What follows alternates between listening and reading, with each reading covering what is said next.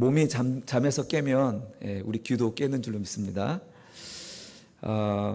가장 오래된 경제 시스템 중에 하나가 있습니다. 그리고 그것이 최근 19세기까지 있었던 경제 시스템인데 그것은 바로 노예 경제입니다. 노예 경제를 이야기로 시작하는 것은 이 출애굽 사건, 이 6월절 사건이 바로 노예 해방의 이야기이기 때문에 그렇습니다.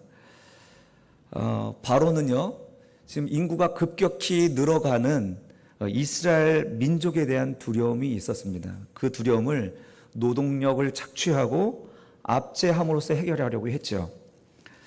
이스라엘 백성들은 이제 졸지에 권리를 박탈된 노예 신세가 된 것입니다. 이게 고대 사회니까 가능한 것 같습니다. 여하튼 이렇게 그들이 억울하게 이렇게 신분의 변화가 일어나고 이 문제로 노동력이 착취당하고 고생하고 힘들어지니까 울부짖었죠. 그리고 하나님을 찾았습니다. 하나님은 이 울음소리를 들으시고 또 과거에 족장들에게 하신 언약을 기억하셔서 주님은 모세라는 구원자를 그들에게 보내주신 것입니다. 억압당하는 백성들, 그들을 위해 보내주시는 구원자. 출애굽기는 바로 우리 인생을 구원하시는 하나님의 구원의 축소판이고, 그리고 또한 복음서에서 예수 그리스도의 구원을 잘 설명해 주는 구약의 책 중에 하나인 것입니다. 그래서 우리 이 출애굽을 이야기하면서 우리 한번 앞뒤좌우 인사 한번 할까요?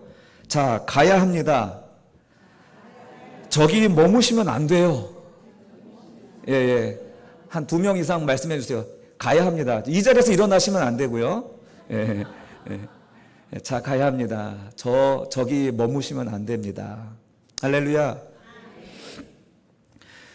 지난주에는 망설이는 예언자를 살펴보았습니다.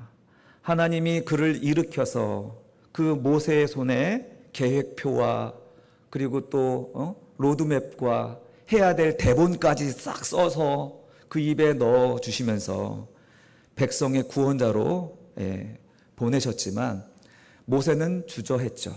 왜 내가 가야 되는지, 안 가도 될 이유들을 찾았습니다. 그렇게 대답을 주고받으면서 하나님의 계획을 하나하나 습득해 가는 모세를 우리가 살펴보았습니다. 여하튼 하나님이 일러준 대로 아론과 함께 모세는 오늘 이 이스라엘 백성 앞에 섰고 그들 앞에서 하나님의 계획과 또 앞으로 있을 일들을 이스라엘 백성들에게 설명해 줍니다. 그리고 그들이 믿을 수 있도록 준비된 기적을 보여주었죠. 뱀이 되고, 지팡이가 뱀이 되고 손이 문둥병이 됐다가 깨끗이 되어지는 장면, 이런 것들을 다 보여주면서 그들이 믿을 수 있도록 내가 하나님께로부터 보냄받은 자라는 사실을 가르쳐 주었습니다. 이 사실에 이제 이스라엘 백성들은 많은 위로를 얻었겠죠.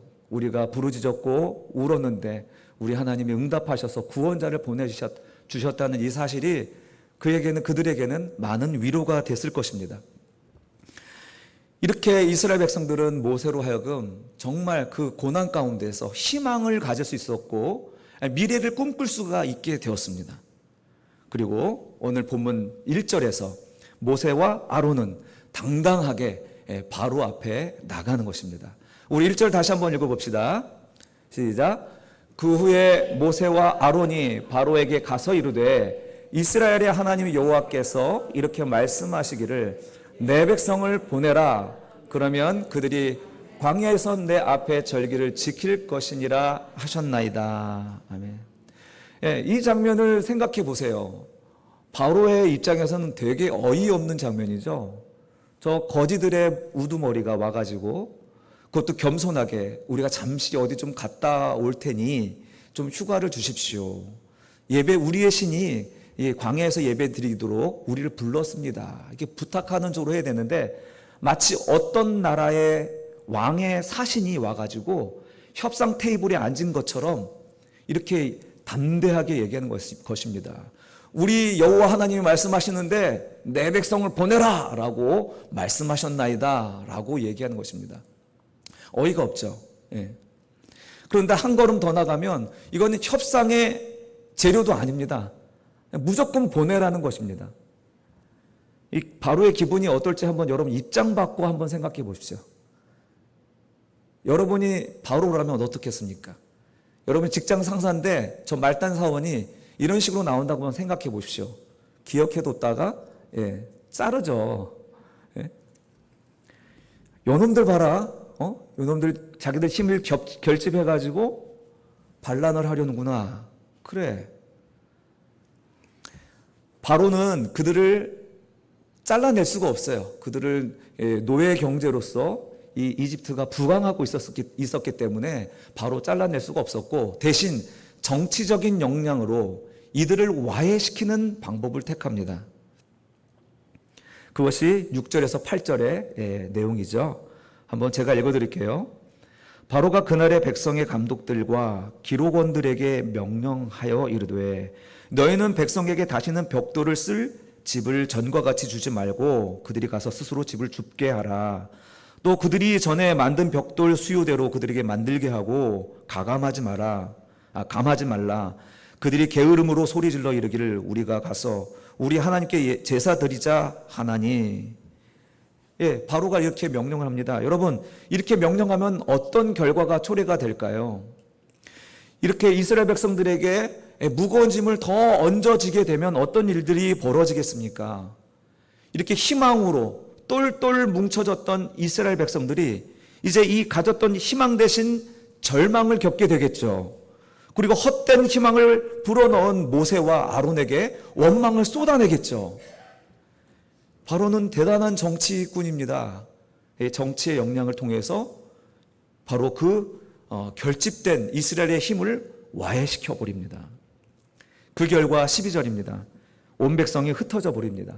12절 우리 읽지 않았지만 오늘 설교의 본문의 23절까지입니다. 여러분 참고하시고 성경책을 펴시고 살펴보시면 좋겠습니다. 12절 함께 읽을게요. 시작. 백성이 애굽 온 땅에 흩어져 곡초 그루터기를 거두다가 집을 대신하니. 아멘. 여러분, 집을 주지 않으니까 집이 항상 부족한 거예요. 지푸라기가. 그래서 지푸라기 대신 이 그루터기에 있는 그 뿌리 같은 것들을 이제 주워다가 집을 대신하여서 벽돌을 만들었습니다. 그러니 이것을 만드는데 이거 시간이 걸리고 수요가 충분치가 않았던 거죠. 여러분, 오늘 보면 22절에서 온 백성이 흩어져서 그루터기를 주었다 하는 이 말 자체가 바로 백성들의 상태를 이야기해 주고 있는 것입니다. 이 흩어져라는 단어는 히브리어 푸츠라는 단어인데, 이 푸츠라는 단어는 그릇이 깨져서 산산조각 나는 그런 모습을 형상화하고 있는 단어입니다. 그러니까 이스라엘 백성들이 이 명령으로 인하여서 단일대오로 나가고 있었던, 희망을 품고 나가고 있던 이 단일대오를 완전히 산산이 깨뜨리는 모습을 보여주고 있는 내용인 거죠. 바로가 이렇게 거절할 것을 예상한 것은 분명했지만 이렇게 학대함으로써 나올 줄은 꿈에도 생각하지 못한 것입니다. 게다가 지도자와 백성의 이간질도 성공하게 됩니다. 우리 읽지 않았지만 20절, 21절 보시면 제가 읽어드릴게요. 그들이 바로를 떠나 나올 때에 모세와 아론이 길에서 서 있는 것을 보고 그들에게 이르되 너희가 우리를 바로의 눈과 그의 신하의 눈에 미운 것이 되게 하고 그들의 손에 칼을 주어 우리를 죽이게 하는도다. 여호와는 너희를 살피고 판단하기를 원하노라. 이렇게 얘기합니다. 여호와는 너희를 살피고 판단하기를 원하노라. 이것은 여호와께서 너희를 살피시고 벌 주기를 원하노라, 이런 말입니다. 40년 전의 일이 생각납니다. 네가 누군데 누가 너를 우리의 다스리는 자와 재판관으로 삼았느냐. 여러분 기억하십니까? 지금 사도래요. 우리 모세는 그 트라우마가 다시 떠오르기 직전에 올랐을 것 같아요.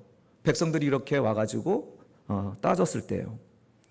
이 모세도 적잖이 당황하게 됩니다. 예상치 못한 이 학대로 말미암아 백성들은 노역에 쓰러지고 하나로 모았던 그 마음이 산산이 부서지는 이런 상황을 마주하니까 모세도 당황하기 마련입니다. 그래서 하나님께 부르짖어 기도하는 장면이 이제 22, 23절입니다. 같이 한번 읽어볼까요? 그의 낙심과 절망을 생각하시면서 시작. 모세가 여호와께 돌아와서 아뢰되 주여 어찌하여 이 백성의 학대를 당하게 하셨나이까? 어찌하여 나를 보내셨나이까? 내가 바로에게 들어가서 주의 이름으로 말한 후부터 그가 이 백성을 더 학대하며 주께서도 주의 백성을 구원하지 아니하시나이다. 아멘. 여러분, 이 지도자의 낙심은요, 백성의 낙심을 인하여서 더 증폭되기 마련입니다. 단순한 정치 지도자가 아니잖아요. 생명관계를 안고 있는 관계이고 또 민족적으로는 한 형제인데 그들의 고통을 보면서 그의 마음이 편하겠습니까? 또 그의 말 때문에 이 노역이 더 가중된 것을 봤을 때 정말 그 마음은 정말 괴로웠을 것 같습니다.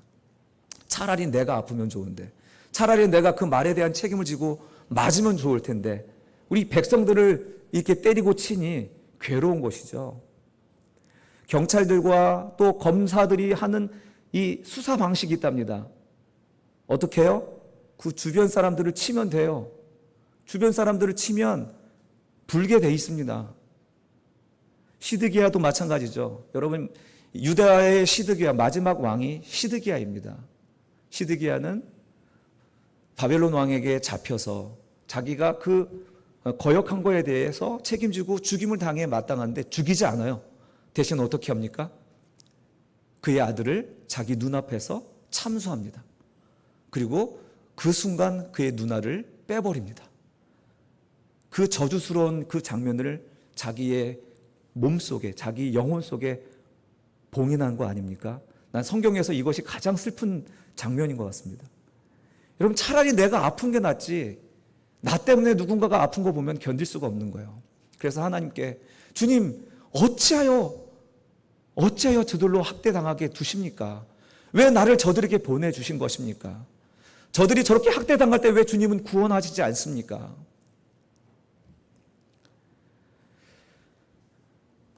우리의 질문이기도 하죠. 하나님 앞에.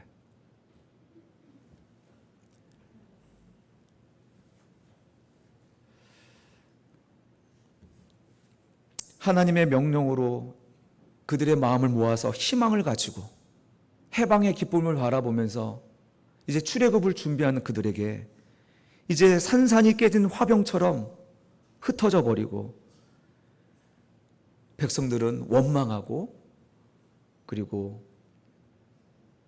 그들의 노역은 줄어들지 않았습니다. 모세는 도무지 이 상황을 이해할 수가 없었던 것입니다. 왜 하나님은 그러셨을까요? 왜 하나님은 내 인생에 그렇게 하셨을까요? 왜 원수가 승리하도록 놔두시고 왜 나는 그들의 승리 앞에서 처절하게 자존심 상하게 그렇게 있어야 되는지, 왜 주님은 침묵하시고 구원하지 않는 것일까요?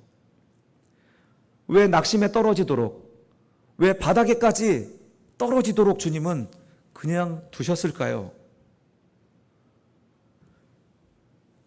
이 새벽에도 여러분이 그렇게 기도한 기도 제목 아닙니까?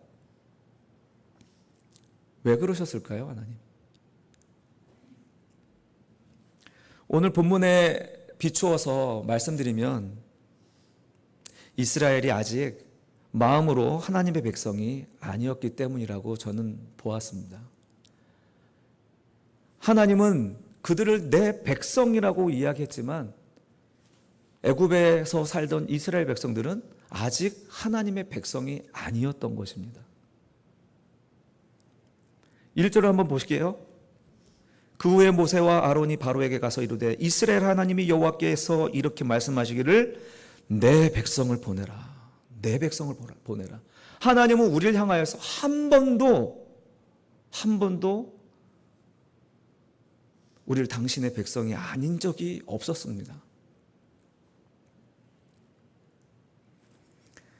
그러나 애굽에서 삶이 익숙한 이스라엘 백성들은 어떻습니까?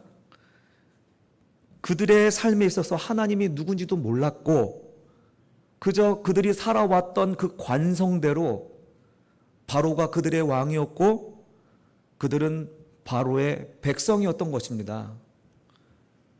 15절 한번 제가 읽어드릴게요. 이스라엘 자손의 기록원들이 가서 바로에게 호소하여 이르되 기록원들 여기 나오죠. 기록원들은 감독과 기록원들이 나오는데 이 감독은 애굽 사람이지만 기록원들은 이스라엘 백성들입니다. 어떻게 보면은 민족의 앞잡이 같은 세금을 걷어들이는 이런 사람 같은 거죠. 그 사람이 바로에게 가서 호소하여 이르되 왕은 어찌하여 당신의 종들에게 이같이 하시나이까. 정체성이 어딥니까? 그들의 정체성은 여전히 하나님의 백성이 아닌 것입니다. 그들의 정체성은 바로의 백성인 것입니다.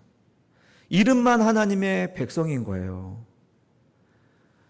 이런 백성에게 우리 하나님이 내가 누구인지 보여주어야 될 거 아닙니까? 내가 너의 참 하나님됨을 알려주어야 될 거 아닙니까? 하나님에 대한 지식도 없고 내 하나님이란 정체성도 없는 그들을 데리고 나가봐야 무슨 일이 있을 수 있겠습니까? 하나님의 가나안 땅은 믿음으로 정복하는 땅인데 그 믿음 없이 광야에서 어떻게 되려고.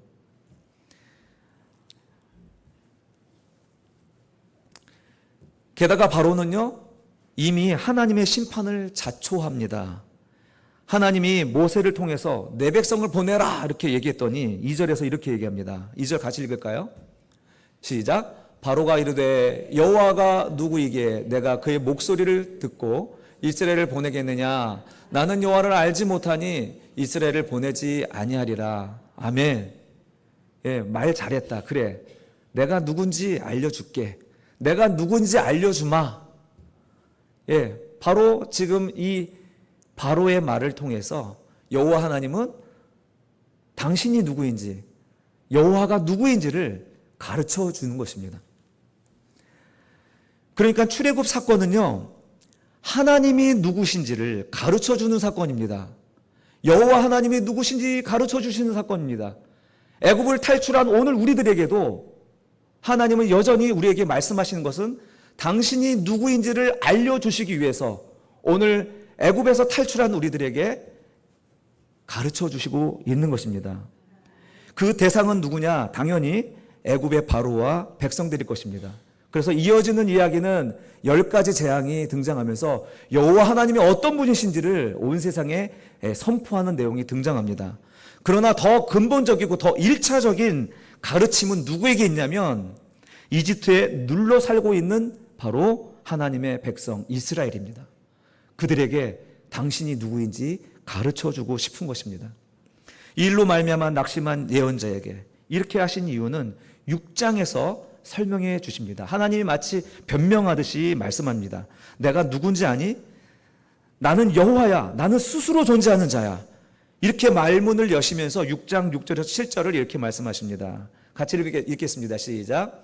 그러므로 이스라엘 자손에게 말하기를 나는 여호와라. 내가 애굽 사람의 무거운 짐 밑에서 너희를 빼내며 그들의 노역에서 너희를 건지며 편팔과 여러 큰 심판들로서 너희를 속량하여 너희를 내 백성으로 삼고 나는 너희의 하나님이 되리니 나는 애굽 사람의 무거운 짐 밑에서 너희를 빼낸 너희의 하나님 여호와인 줄 너희가 알지라.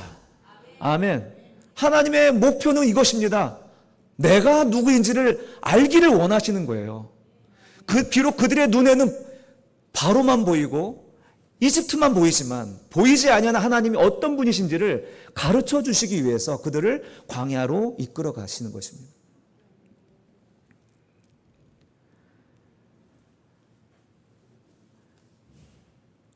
오늘 등장하는 기록원에 집중했으면 좋겠습니다. 이 이야기의 주인공은 모세도 아니고 바로도 아니라 기록원이 오늘 본문의 주인공입니다. 10절 백성의 감독들과 기록원들이 나아가서 백성에게 말하여 이르되 바로가 이렇게 말하기를 내가 너희들에게 집을 주지 아니하리니. 자, 이 장면이 뭐냐면 이제 바로가 감독들과 기록원들에게 명령했잖아요. 그들에게 집을 주지 말고 그러나 그들이 떠내야 될 벽돌을 조금도 감하지 마라 이렇게 얘기했잖아요. 그러면서 그 이야기를 이스라엘 백성들에게 전하는 거예요. 그러면서 우리 바로 왕께서 말씀하시기를 우리 바로가 가라사대라고 말하는 거예요. 이스라엘 백성이면 어떻게 됩니까? 그들이 하나님의 백성이라면 하나님의 정체성을 가지고 있는 사람들이라면 어떻게 얘기해야 됩니까? 여호와 하나님께서 가라사대라고 하는 거예요. 여호와 하나님께서. 우리 하나님의 백성들은 우리 하나님께서 어떻게 말씀하시는가를 귀 기울여야 되는 거 아닙니까? 그러나 여전히 그들의 정체성은 바로에게 있습니다. 이집트에 있습니다. 그러니 여호와 하나님이 가라사대가 아니라 세상이 말씀하시기를, 물질이 우리에게 말씀하시기를, 바로가 우리에게 말씀하시기를 이렇게 말하는 것입니다. 또 11절을 같이 읽을까요? 11절 시작. 너희는 집을 찾을 곳으로 가서 주우라. 그러나 너희 일은 조금도 감하지 아니하리라 하셨느니라. 이게 지금 자기 동포에게 하는 얘기입니다. 자기 동포에게. 여기서 너희는 집을 찾을 곳으로 가라 이렇게 얘기하는데, 여기 너희는이란 단어가요, 원어에 보면은 2인칭 소유 2인칭 주격으로 되어 있습니다. 보통 이 히브리 단어 동사 안에는 격이 들어 있어서 인칭을 넣을 필요가 없습니다. 동사 안에 2인칭이면 너가 되고요, 동사 안에 1인칭이면 나가 되는 것입니다. 그런데 2인칭을 넣었다는 것은 너희 강조하는 것이고요, 강요하는 것입니다. 자기 동포에게 가서 강조하고 강요하면서 반드시 감하지 말고 이것을 빨리 가지고 오라고 독촉하는 것입니다. 자기 동족에게. 이게 할 짓입니까? 40년 전에 동족끼리 싸울 때 그 모습을 기억나게 하는 것 같습니다. 이 성경은 이렇게 인클루지오 기법으로 처음과 끝을 이렇게 맞물려서 설명하고 있는데, 여기서도 마찬가지죠. 동포끼리 싸우는 그 모습을 보여주고 있는 것이죠. 그런데 이상한 일이 발생합니다. 매일 충족되어야 될 숫자가 충족되지 않으니까 이 감독관이 이제 화가 나는 거예요. 그러니까 이제 이 감독들이 평소에 이 기록원들과 사이가 좋았을 거 아닙니까? 그런데 13, 14절에 이상한 균열이 생깁니다. 같이 읽을까요? 시작. 감독들이 그들을 독촉하여 이르되 너희는 집이 있을 때와 같이 그날의 일을 그날에 마치라 하며, 바로의 감독들이 자기들이 세운 바 이스라엘 자손의 기록원들을 때리며 이르되 너희가 어찌하여 어제와 오늘에 만드는 벽돌의 수요를 전과 같이 채우지 아니하였느냐 하니라. 아멘. 평소 친했던 감독관이 아닙니까? 자기가 손해보게 될 그런 상황에서 돌변하는 거예요. 평소에 친하고 좋지만 자기의 이익에 문제가 생기면 돌변하는 것이 세상입니다. 그렇게 해서 기록원들을 독촉하고 심지어 때리기까지 하면서 이렇게 얘기하는 거죠. 얼마나 배신감 느낄까요? 그러니까 이 기록원들이, 이 감독관들이 때리니까 누구에게 갈까요? 바로에게 찾아갑니다. 출애굽기 5장 15절에서 17절 말씀입니다. 이스라엘 자손의 기록원들이 가서 바로에게 호소하여 이르되 왕은 어찌하여 당신의 종들에게 이같이 하십니까? 당신의 종들에게 집을 주지 아니하고 그들이 우리에게 벽돌을 만들라 하나이다. 당신의 종들이 매를 맞사오니 이는 당신의 백성의 죄니이다. 바로가 이르되 너희가 게으르다 게으르다. 그러므로 너희가 이르기를 우리가 가서 여호와께 제사를 드리자 하는도다. 너희도 같은 놈들이잖아. 본색을 드러나면서 배반하는 것이죠. 너도 가서 벽돌을 만들어라. 평소 친하던 감독관들이 배신과 폭력, 바로의 이러한 실체를 보고 이스라엘 백성이지만 기록관으로 있었던 그들의 마음은 어땠을까요, 여러분? 어땠을까요, 여러분? 이런 배신감과 이런 치욕스러움 앞에서 어떤 마음이 들었을까요, 여러분? 아, 이곳은 내가 있을 곳이 아니구나. 아니겠습니까? 모세와 아론이 애굽을 떠나자 해도 이 사람들은 떠날 사람이 아닙니다. 이 사람들은 떠날 이유도 없고 떠날 필요도 없는 사람입니다. 왜냐하면 특권을 가진 사람들이기 때문에 그렇습니다. 뭐가 부족해서, 아니 뭐가 아쉬워서 이렇게 살맛 나는 세상을 포기하고 아무것도 없는 그 광야로 떠난단 말입니까? 떠날 이유가 없는 사람들이에요. 그러나 여러분, 하나님의 눈에는 그들도 하나님의 백성인 줄로 믿습니다. 하나님은 이들을 버리지 아니하신 거예요. 그들도 언약의 백성이기에 마치 99마리의 양들을 두고 이 한 마리 양 때문에 주님은 그 고통받는 자리에서 침묵하신 게 아닐까요?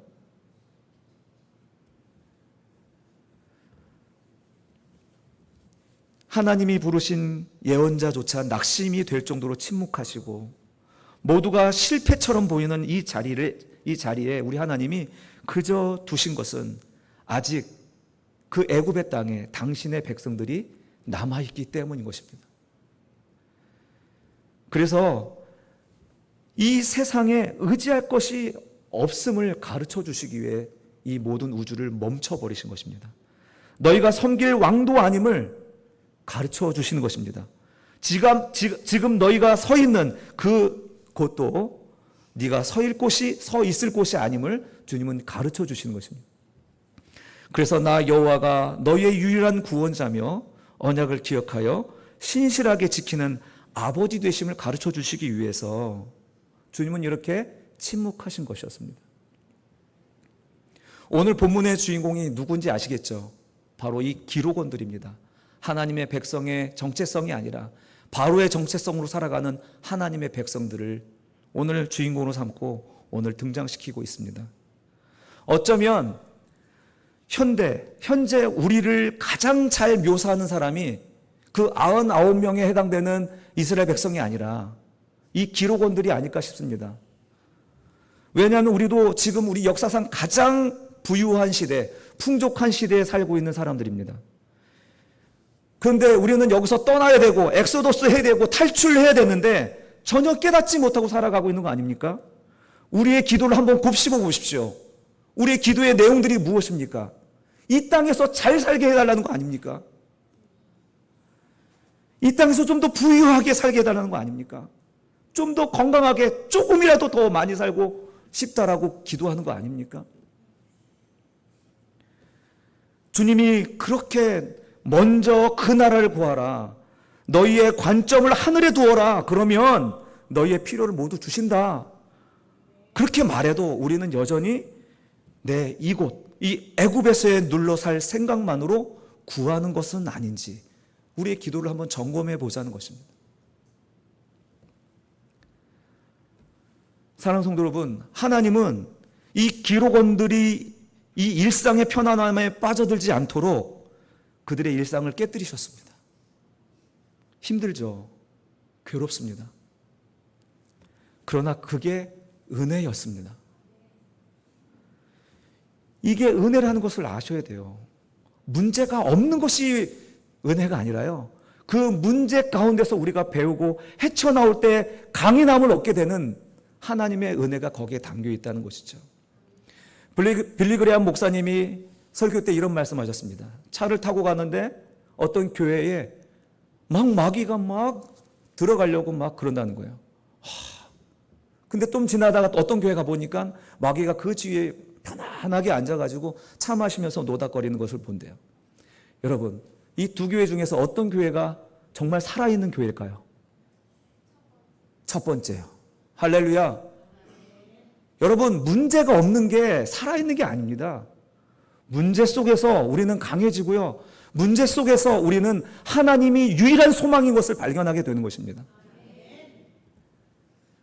우리 다시 한번 앞뒤 좌우로 인사합시다. 자, 우리 가야 합니다. 여기 머물러 있으면 안 됩니다.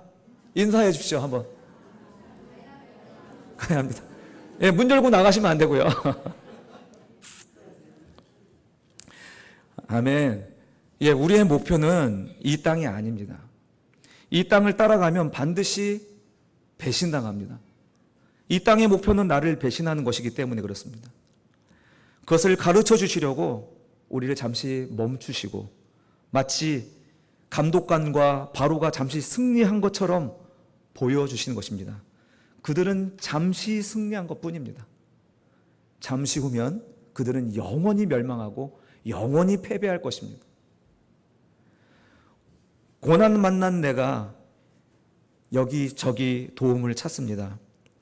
하나님이 아니라 돈을 찾고 하나님이 아니라 유력한 사람들을 찾고 하나님이 아니라 바로를 찾았지만 돌아온 대답은 내가 왜 그래야 되는데? 정말 이렇게 얄밉게 하는 그 사람들, 그런 환경. 그런데 이게 은혜라는 것 여러분 기억하시기 바랍니다. 열받아 하지 마시고 하나님이 우리의 실체를 보게 하시는구나. 내 눈을 뜨게 하시는구나. 나는 바로의 백성이 아니라 나는 하나님의 백성이지.